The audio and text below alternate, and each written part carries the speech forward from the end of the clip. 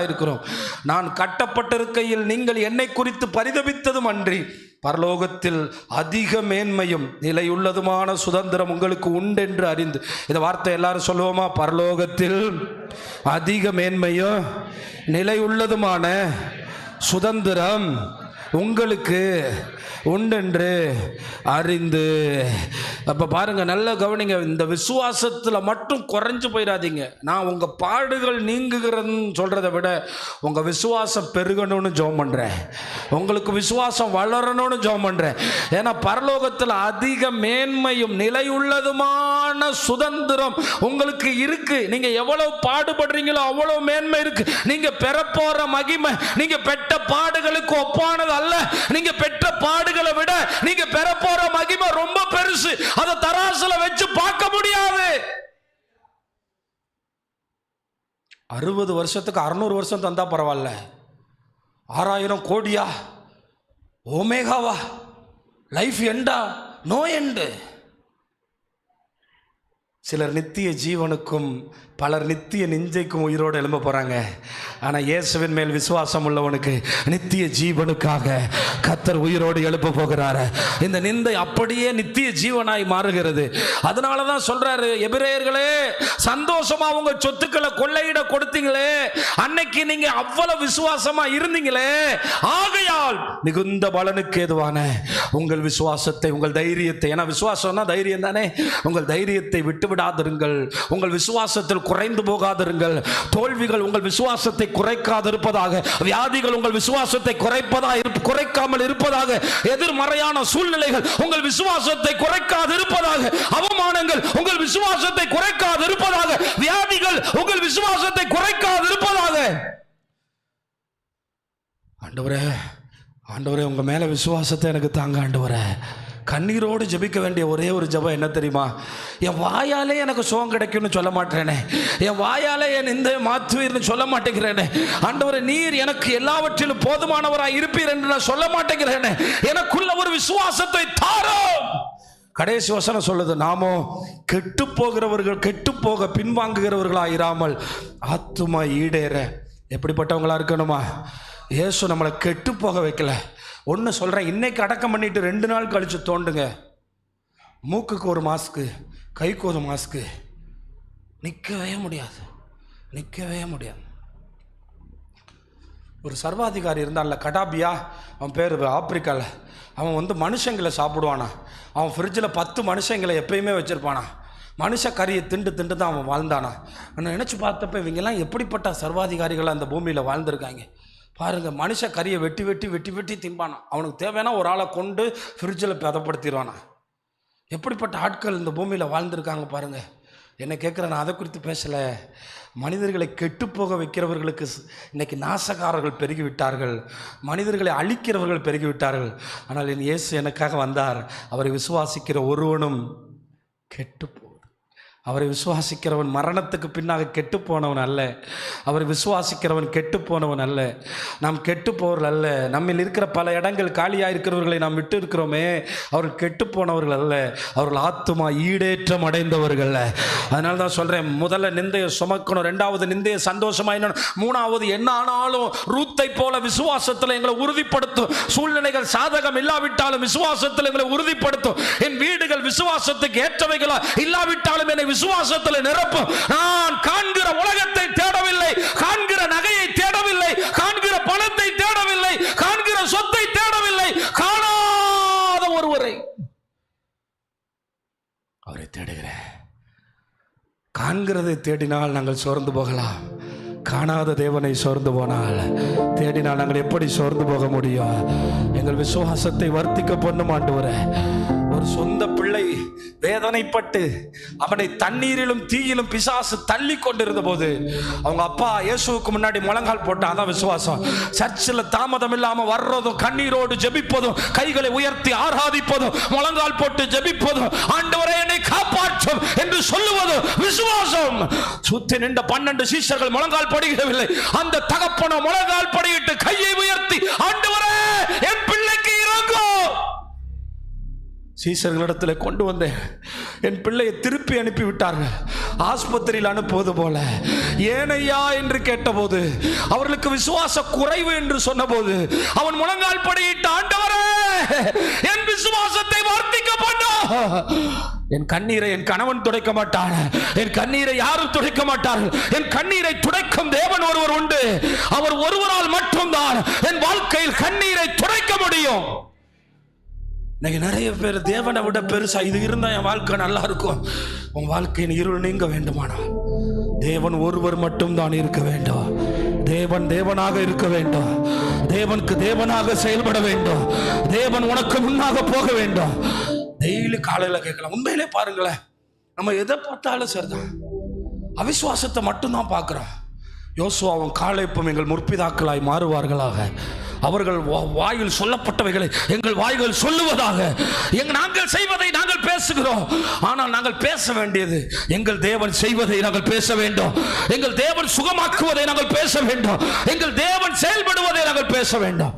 எந்த மனைவி எந்த புருஷன் எதிராக இருக்கிறானோ அவனை மாற்றுகிற ஒரு தேவன் நமக்குள் இருக்கிறார். அவனையும் சரி பண்ணுகிற ஒரு ஆண்டவர் நமக்குள் இருக்கிறார். ஆனால் நான் சொல்லுகிறது என்ன, என் விசுவாசத்தை வர்த்திக்க பண்ணும். கடைசி ஒரு வசனத்தை நான் வாசித்து வேகமாக முடிக்க விரும்புகிறேன். சங்கீதம் 44 கோராகின் புத்திரர் என்னை மிகவும் கவர்ந்தவர்களும் நான் மிகவும் மதிக்கிற நேசிக்கிறவர்களும் அவர்கள். வேதாகமத்தில் நமக்கு ரொம்ப ஒரு முன்னுதாரணமாக இருக்கிறவர்கள். 44:16 சொல்லப்பட்டிருக்கு. ஆண்டவரே, அதில் பார்த்தீங்களா, 15 இருந்தே பாருங்க. நிந்தித்து தூசிக்கிறவனுடைய சத்தத்தின் நிமித்தம், சத்ருவின் நிமித்தமும், பழி வாங்குகிறவன் நிமித்தமும் என் லட்சை நித்தமும் எனக்கு முன்பாக இருக்கிறது. என் முகத்தின் வெட்கம் என்னை மூடுகிறது. இவைகள் எல்லாம் எங்கள் மேல் வந்தோம்.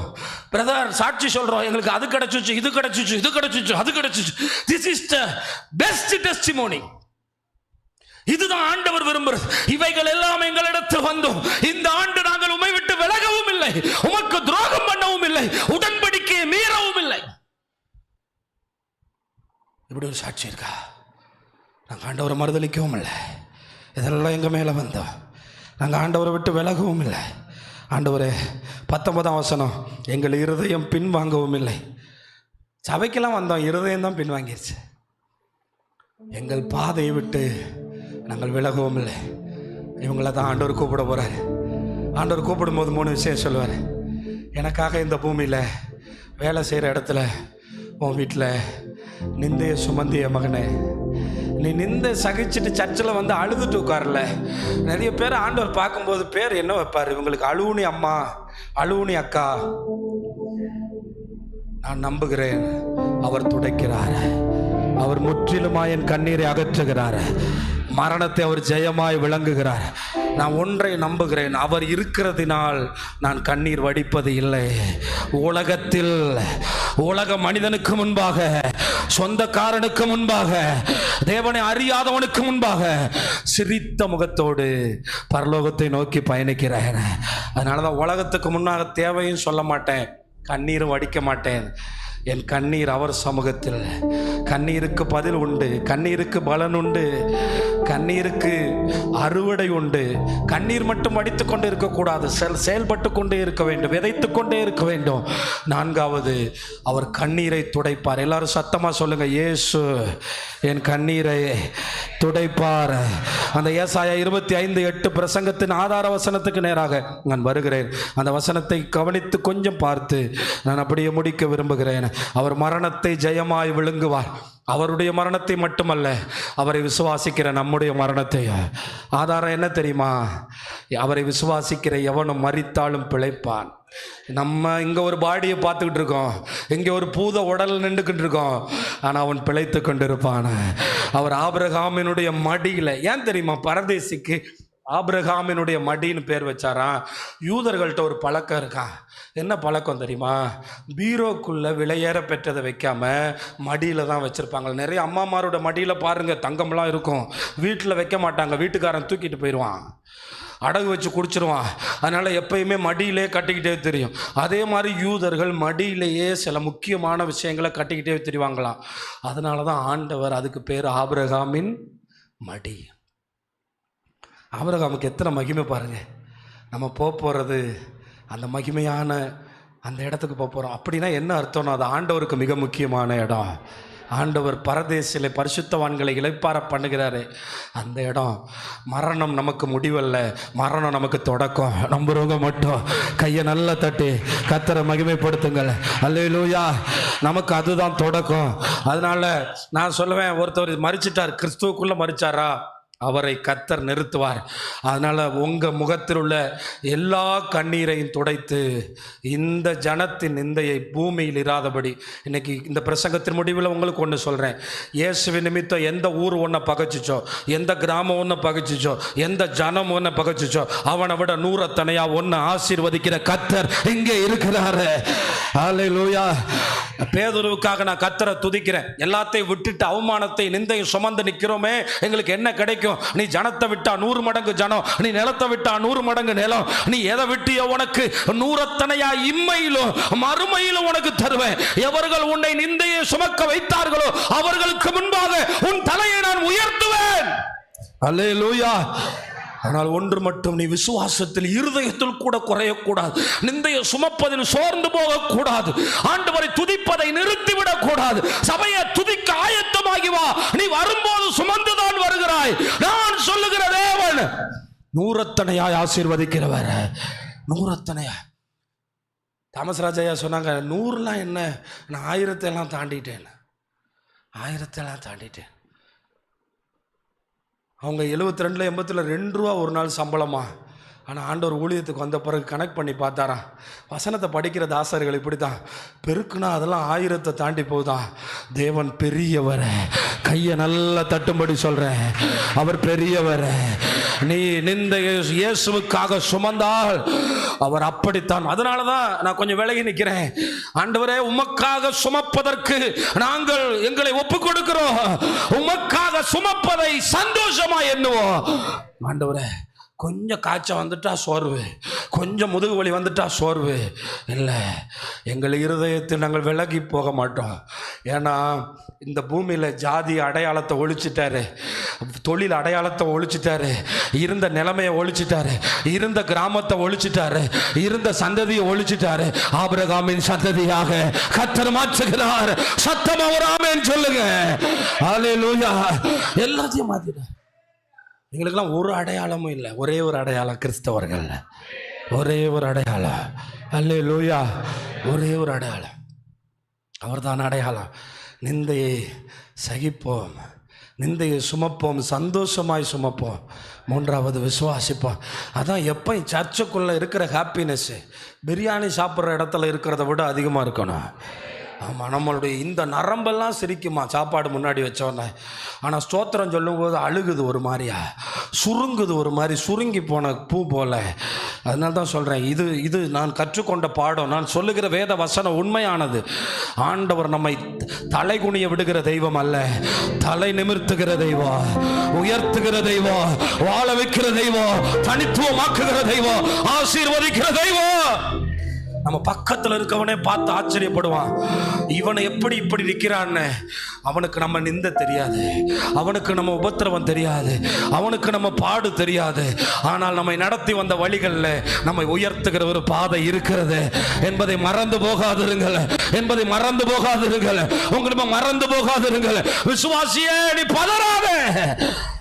வெளிப்படுத்தின விசேஷத்தில் ஆண்டவர் எப்படி துடைப்பார் பாருங்க.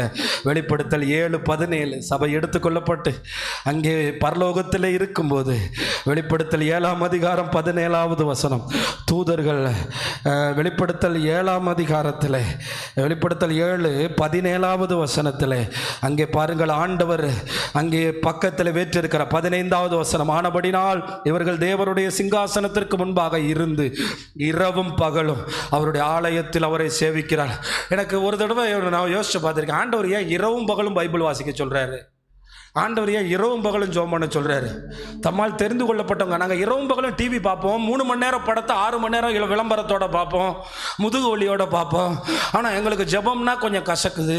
நான் இப்போ பார்க்குறேன், ஜனவரி மாதம் 12ஆம் தேதியில் இருந்து 18ஆம் தேதி வரை ஒரு சர்ச்சில் பிரேயர். காலையில் ஒரு பாஸ்டர், மாலையில் ஒரு பாஸ்டர், காலையில் ஒரு பாஸ்டர், மாலையில் ஒரு பாஸ்டர். நம்ம காலையில் வந்தால் சாயங்காலம் வராது நம்ம ஆள். அதோட பாஸ்டர் பெட்டியை தூக்கிட்டு போயிட வேண்டியதான். இரவும் பகலும் அவருடைய ஆலயத்தில் அவரை சேவிக்க போகிறோம். அவர் சிங்காசனத்தின் மேல் வீற்றிருப்பவர் அவர்களுக்குள்ளே இருப்பார். நம்ம ஆண்டவர் தனியாக சேர் போட்டு உட்கார மாட்டார், நமக்குள்ளே இருப்பார், நமக்குள்ளே இருப்பார். அவர் ஜமீன்தாரர் போகிற தனியாக 10 அடி தள்ளி இருக்க மாட்டார், அவர் நமக்குள்ளே இருப்பார். இவர்கள் இனி பசி அடைவதும் இல்லை. எத்தனை பேர் பசியில் கஷ்டப்படுறீங்க? நல்ல சாப்பாடு இல்லை பிரதர், இப்போல்லாம் நல்ல சாப்பாடு இல்லை, பசி, தாகம் இல்லை.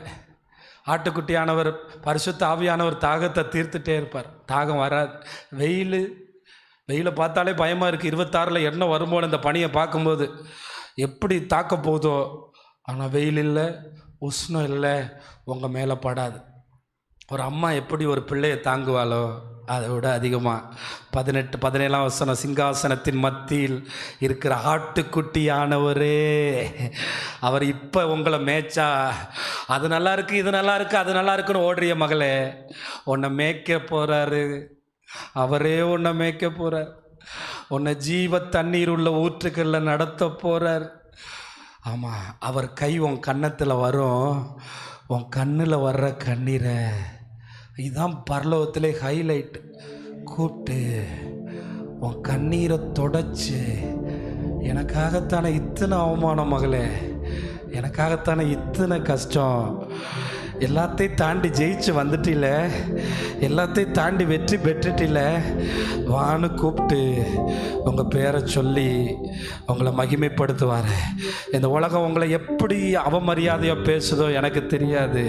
வெளிப்படுத்தல் 21:3, மேலும் பரலோகத்திலிருந்து உண்டான ஒரு சத்தத்தை கேட்டேன், வானவாதி வானங்களுக்கு மேலே இருக்கு பரன் லோகம், இதோ மனுஷர்களிடத்தில் தேவனுடைய வாசஸ்தலம் இருக்கு. இன்னைக்கு மனுஷர்களுக்குள்ள மனுஷர்கள் இருக்கிறோம், இனி மனுஷர்களுக்குள்ள தேவன் இருப்பார். இதுதான் கடைசி திட்டம். ஆமா, அவர்களிடத்தில் அவர் வாசமா இருப்பார், அவர்களும் அவருடைய ஜனங்களா. இதுக்குத்தான் ஆண்டவர் போராடிட்டு இருக்கார். நீ என் ஜனம், நீ என் பிள்ளை, நான் பாருங்க, அவருடைய ஜனங்களா தேவன் தாமே அவர்களோடு கூட இருந்து அவர்கள் தேவனாய் இருப்பார், அவர்களுடைய கண்ணீர் யாவையும் துடைப்பார். மரணம் இல்லை, துக்கம் இல்லை. அந்த சாவுக்கு முன்னாடி ஒரு அலறுதல் கேட்கும்ல, அங்கே செத்தா தானே இருக்கும், ஐயோ போயிட்டாங்களே, அது கேட்காது, அது கேட்காது. வருத்தமும் இல்லை. எல்லாரும் சத்தமாக சொல்லுங்க, முந்தினவைகள் ஒளிந்து போயின. அதனால தான் வயசாகும்போது கூட இந்த உள்ளத்தில் இங்கே ஓடி வர்றாங்கல்ல, நான் அவங்களாம் நினைப்பேன், அவங்க பாக்கியவான்கள், அவங்க ரொம்ப பாக்கியவான்கள். என்கிட்ட கேட்டிங்கன்னா ஏதோ சர்ச்சு நடத்தணும், காசு பார்த்தோன்னு இல்லை பிரியமானவர்களே, பரலோகத்தில் உங்களை பார்ப்போம். உங்கள் கண்ணீர் துடைக்கப்படும் போது ஒரு ஓரத்தில் உட்காந்து, இந்த பிள்ளைங்க ஆண்டவரிடத்தில் வந்தாங்க, ஆண்டவர் அவருடைய ராஜ்யத்தில் அவங்கள சேர்த்திருக்காருங்கிற ஒரு பெரிய நம்பிக்கையோட. அதனால தான் எல்லாரும் 3 வார்த்தையை சத்தமாக சொல்லுங்கள், நிந்தையை சுமப்போம், நிந்தையை சகிப்போம், விசுவாசத்தில் நடப்போம். இது 3ஐயும் விட்டுறாதீங்க. என்ன ஆனாலும் நாம் இதில் கவனமாக இருந்து, நிந்தையை சுமப்பதுனா ஸ்தோத்திரம் பண்ணுவது, நிந்தையை சகிப்பதுனா சந்தோஷமாக இருப்பது, விசுவாசிப்பதுனா என்ன ஆனாலும் இருதயத்தில் கூட தோல்வி மாதிரி தெரியுது, ஆண்டவர் கைவிட்டாரோ நினைப்பதில்லை. இருதயத்தில் கூட பின்வாங்க மாட்டேன். எல்லாம் சத்தமாக சொல்லுங்கள், இருதயத்தில் கூட பின்வாங்க மாட்டேன். இருதயத்தில் எகிப்துக்கு போய் இறைச்சியை கழுவி திண்டோமே, பொங்கல் வச்சு திண்டோமே, பலகாரம் சுட்டு திண்டோமே, இருதயத்தில் கூட இல்லை, என் இயேசு எனக்கு போதுமானவர், என் இயேசு எனக்கு போதுமானவர். எல்லாரும் அப்படியே எழும்பி நிற்க போகிறோம். எல்லாரும் எழும்பி நின்று அந்த கொஞ்ச காலம் இயேசுவுக்காக அந்த பாட்டில் 3வது ஸ்டான்ஸ் பாட